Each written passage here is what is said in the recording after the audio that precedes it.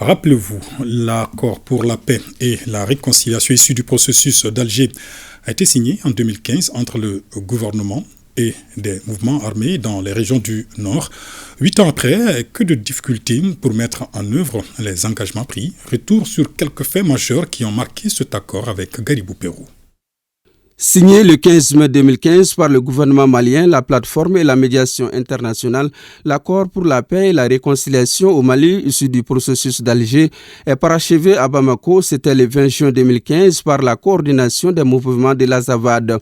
L'accord comprend un préambule, 7 titres, 20 chapitres, 68 articles et 3 annexes. Il repose sur les volets politico-institutionnels, défense et sécurité, développement socio-économique et culturel et réconciliation, justice et les questions humanitaires.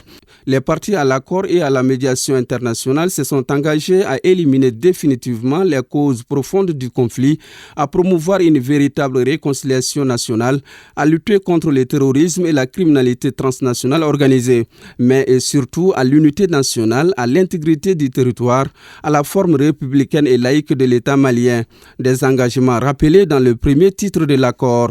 Dans le calendrier de mise en œuvre, l'accord a connu des retards malgré la période intérimaire de 18 à 24 mois, malgré les fréquences des rencontres. Les raisons de ces retards pour beaucoup sont dues à certaines parties à l'accord qui s'inscrivaient dans une démarche de se tailler la part du gâteau.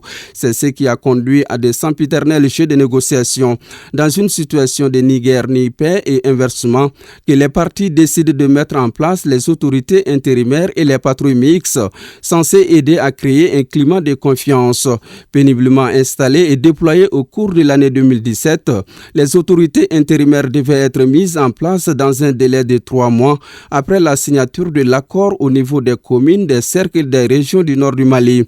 Quant aux patrouilles mixtes, elles devaient être déployées et opérationnelles après la mise en place du mécanisme opérationnel de coordination MOC dans un délai de 2 mois après la signature de l'accord. À tout cela s'ajoutent les protestations des membres de la société civile et des groupes armés qui se considèrent exclus de l'accord.